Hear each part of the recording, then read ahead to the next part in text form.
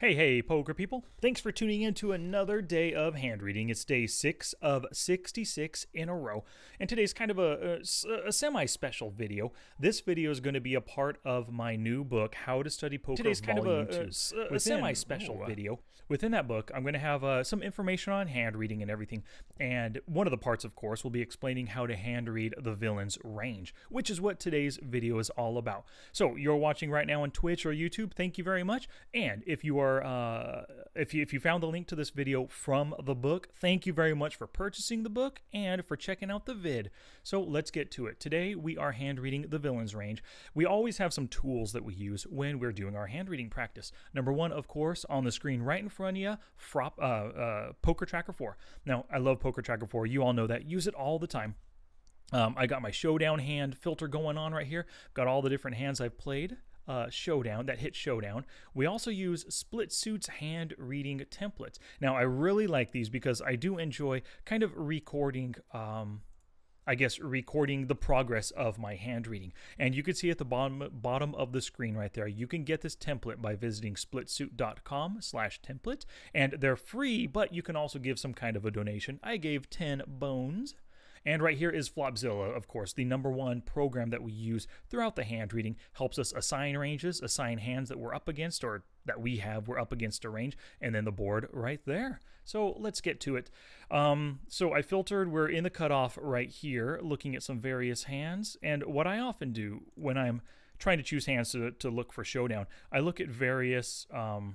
what is it called? The action, street by street action. And as I was looking through, I found this hand right here. You can see there's action on every single street by me. So I raise. So obviously the villain calls. I bet. He probably, because it went to showdown, of course, obviously he called. So we get to hand read. Oh, hey, now you said it. Thanks for joining us. I appreciate it. So we get to hand read a villain who called us on every single street when we have pocket queens pre-flop. So let's pop this hand open. And let's see if we can't learn a little bit here through some hand reading practice. So the first thing I do, 875-42531. It just allows me to go back and easily, I'll get the date later. It allows me to go back and easily find these hands again. So let's see here, cutoff.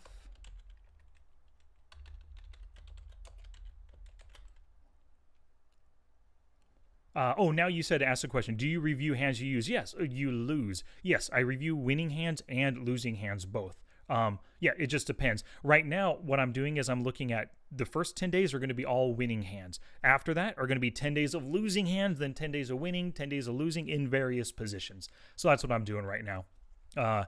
Let me see here. Oh, yeah. So in the cutoff with pocket queens, yeah, I totally, you have to hand read losing hands as well because you got to see what you did wrong. Maybe you did nothing wrong and you just ended up losing the hand. But for the most part, if you lost a hand, there could have been somewhere along the way that you could have made a better choice, either in bet sizing, folding when you should have, bet. Calling when you should have folded, 3-betting when, whatever the case is, you can always find a mistake. So let's look at this hand, pocket queens. Okay, folded to us. We raise, is standard cutoff steal to 3 big blinds right here. And then Nate looks like he calls another caller and then a third call. Wow, okay. So I don't know yet let's figure out, because hopefully this isn't going to go all the way. Okay, so Nate is our villain in this hand. Okay, good. So first off, let's think about Nate right here. We open, button called, 2917 player. What does he 3-bet? 0% over what, 5 instances? Over 30 instances? Oh my gosh. The guy doesn't like to 3-bet. He only 3-bets aces and kings. Wow. 0% 3-bet over 30 chances. Now, that is definitely going to affect the pre-flop calling range that we give him. He looks like a tight, aggressive player, but no 3-bets yet. Maybe he's really, really tight in 3-bet pots. That remains to be seen. Got to play more hands with Nate 110 here. So he calls, overcall. So before we get to the flop, we've got we know that we have the pocket queens right here. We're hand reading our villain. what is he calling with us, or calling us with pre-flop? The first thing we want to do, we see that he does not ever like to 3-bet. And, oh, wrong button. His, darn it, 3-bet percentage. So his call 2-bet percentage on the button so far is just 0 out of 4 instances. Wow, so he has possibly kind of a tighter calling range, but he doesn't like to 3-bet.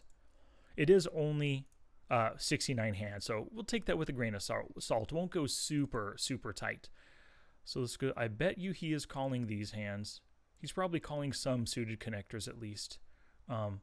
He's so tight. Over 30 instances, no 3-bets yet.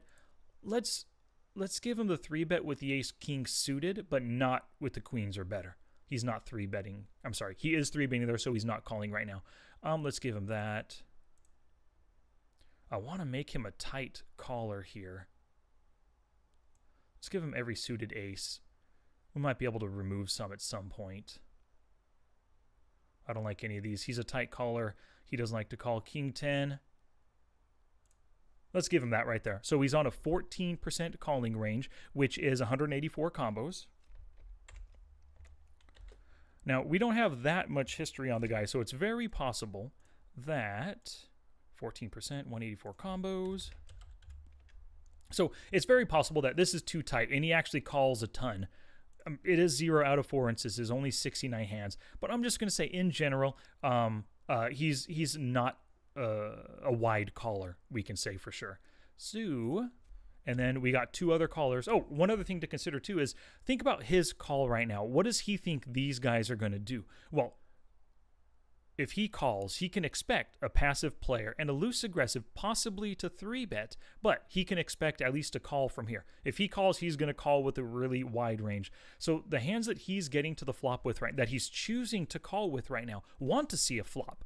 So we're not going to put in like this kind of crap for his call. He is hopefully aware that they're going to call. So he's kind of limiting the hands that he's calling with. You know, oh, we've got the queens. Forgot to enter that in. Diamond spade.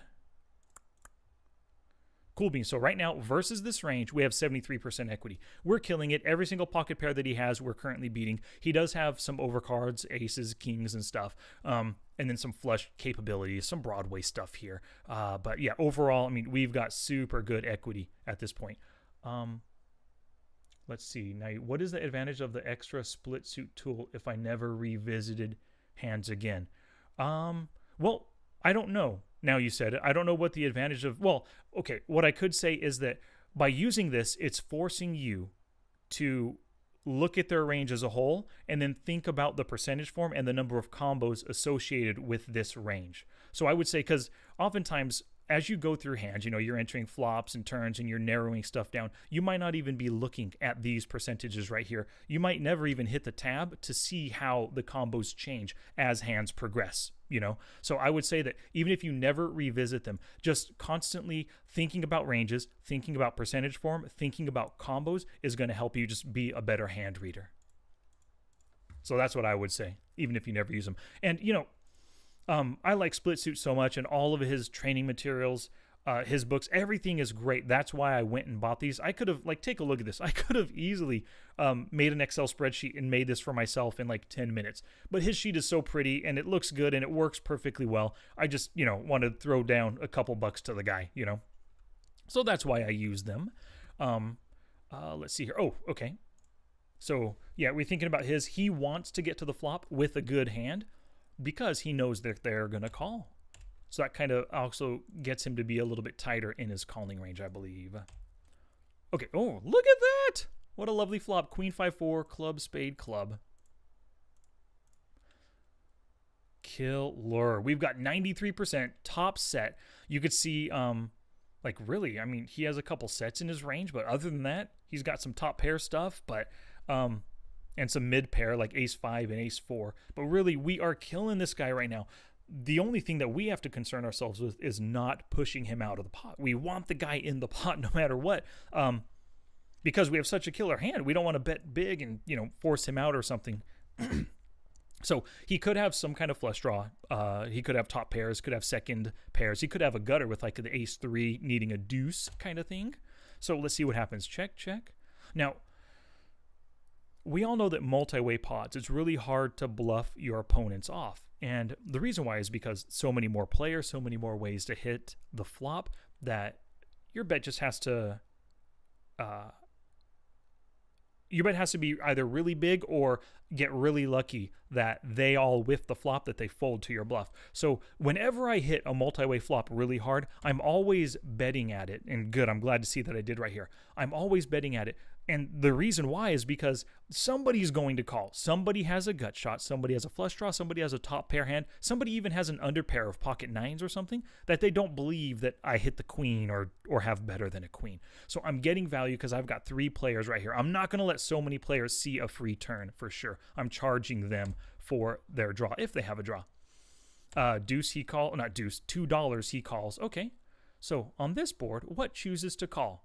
The sets, let's see, what is the stack? This is going to be $7 in the pot, 22 behind, 3x behind. It's really easy if he does have an underset, 5s or 4s. It's pretty easy for him to get it all in, being in position on the hand. It's easy for him to get it in by the river. So he could call right here just to slow play, just to lull us into a false sense of security. We bomb the turn, then he decides to raise at that point. So I'm going to put sets in his range.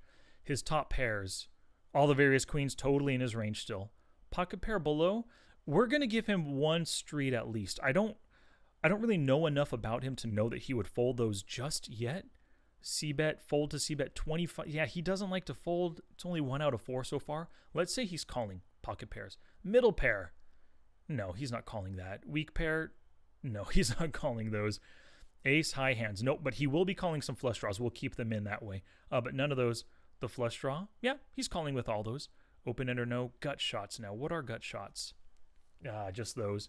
He might call, if he's willing to call pocket pair below top pair, he might call just a $2 bet with $22 behind. There's 11x behind. He might be calling in hopes of hitting and being able to double up with his $22. So let's put the gut shots in. At least 1 street. Overcards, no. Oh, and he has 3 different combo draws total. So we're going to say that this is his range full of basically... yeah, mostly pairs in his range. We've got some draws and stuff, but mostly pairs. All right. What's that as a percentage? So it's 46% of his pre-flop range, or 169. I'm sorry, 69 hands. Combos.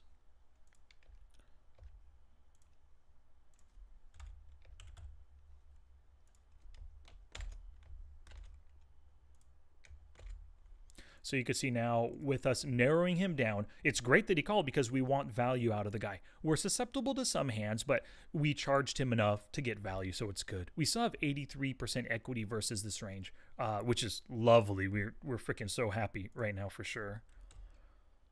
And look at that. It's like the most beautiful card.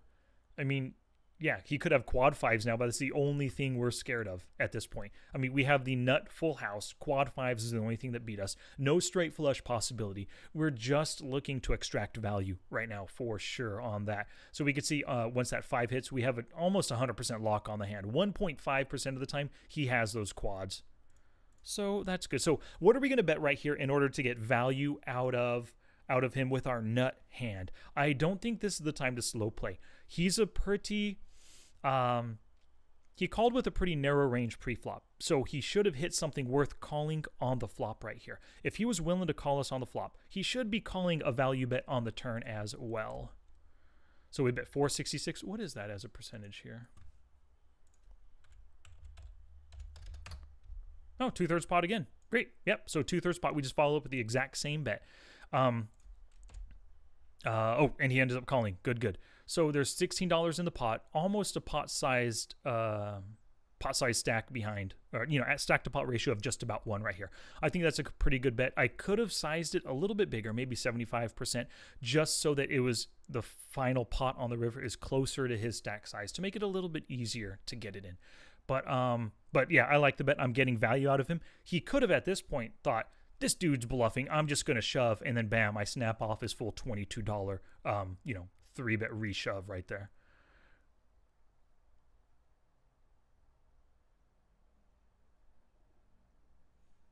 Oh, LTU Maximus. In my opinion, you could get much more benefits from your hand reading sessions if you select hands randomly without knowing whether you lose or win on showdown. Okay, I will show you how to look for that LTU Maximus. I'll show you how. Screw it. I'll show you right now. I don't think I'll, because I don't want to know what he has. I don't think I'll ruin this hand for myself. So you can see right here, my C1 LTU, right click, configure, my current C1, all the way down, bam.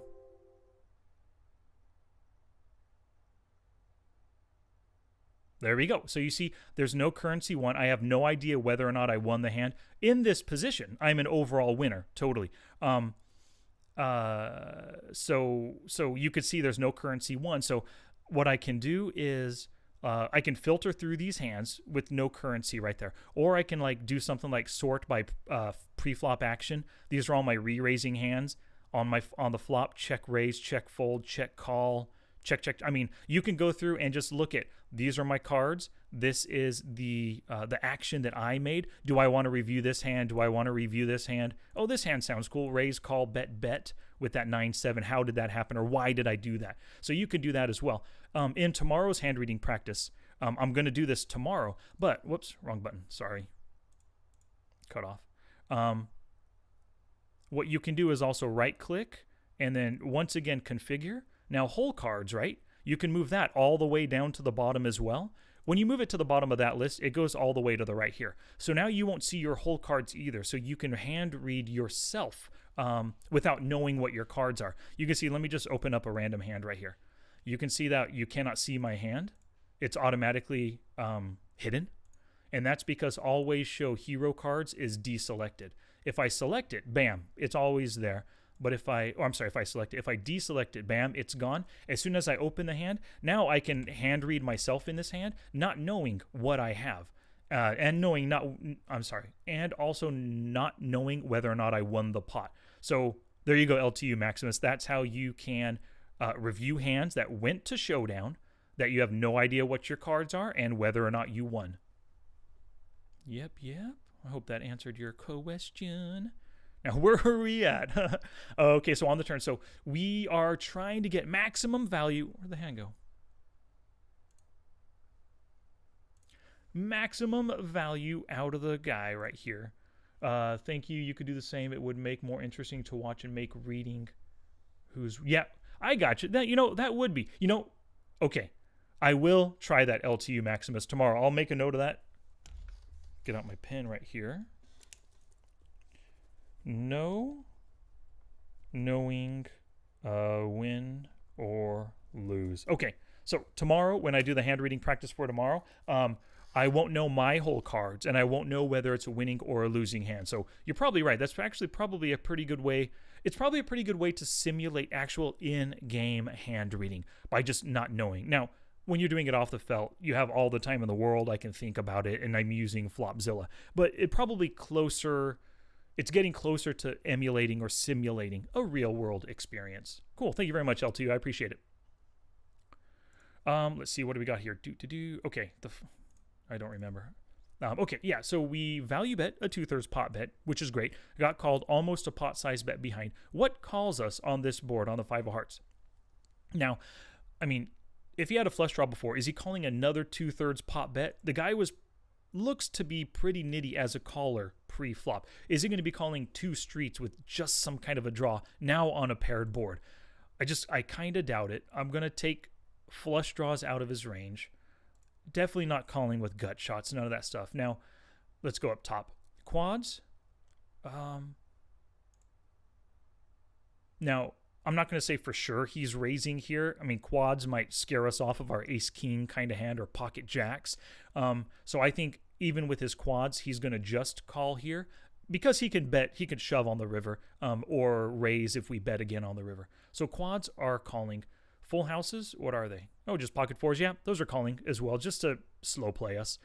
3 of a kind. Ace-5. At this point, there's nothing for ace-5 to be scared of. I mean, sure, we could have pocket queens like we do, but if he does have that one random 5 left in his range, I could see him just calling right here, maybe trying to just keep the pot kind of in control and assessing on the river if he hits a full house on the river kind of thing. Over pairs, top pairs, queen, jack, ace, queen, king, queen. Yep, those are all calling for sure, no matter what they're calling. Wow, so look at that. So we are susceptible to some hands right here. So he's only got 14 hands in his range. And what is that? 14 hands. It's only 21% of his prior range, which is good.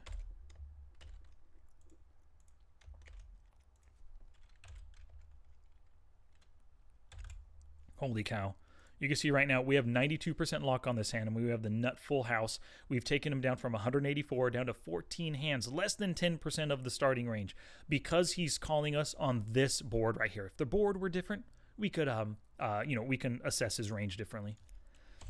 So the 10 of club. Oh, too bad we removed those flushes from his range, those flush draws, because now they have a flush, and then now we could possibly get extra value because the flush came in if he had a lot of those flush draws. But he doesn't. We took those out of his range. Sure, I could be mistaken, and they're still in his range, and he just now hit his flush, and we're getting max value out of the guy. But I don't know. So the 10 of clubs comes. We have our great hand. Now, oh, whoops. So before that 10 of clubs comes right here, he had 14 combos in his range that are all top pair or better. Now, we took out all his draws, so nothing changes at all if he's still calling us on that river with a top pair hand, So at this point, we've got a value bet no matter what. We know that we have him beat, other than the one instance where he's got quads. So 1 out of 14 hands is the only thing we're worried about. So basically, we're just not worried at all. We love this hand. We're going to try to go for max value. Now, $7. What is that? It's less than half pot, $16. Less than half.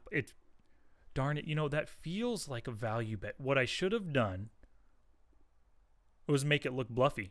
I should have made it look bluffy by either, but maybe I just, at the time I probably put him on, let's see, not a full, I probably put him on a top pair hand. I probably put him on ace queen or king queen that called pre-flop. Because it fits with the way he played the whole way. The guy doesn't like to 3-bet, so ace, king, and king, queen are both calling hands in his range, as is that queen, jack that we saw up there. I probably put him on a top pair hand that would be willing to call. I didn't put him on a flush draw that's willing to shove over to get value on us. So if I was gunning for the shove, thinking he had a flush right here, I would have bet smaller or just shove to make him call his full stack with a flush. But I didn't put him on the flush when I played this hand is my guess. My guess is I put him on a top pair hand. So I bet $7, which is enough to get a top pair hand to call. If I would have bet $12 again, I bet you ace queen or king queen could have folded. I bet you they could have at this point. 3 streets of value with a top pair hand, or calling 3 streets with top pair probably is not a winning hand. I probably have something better than that, unless I'm bluffing. But yeah, so I would say that this is a pretty good quads, the full. Yep, this is a pretty good estimate. So he has 14% of combos out of his 184 to start with, and I think we're just getting value, and we're hardly ever beat.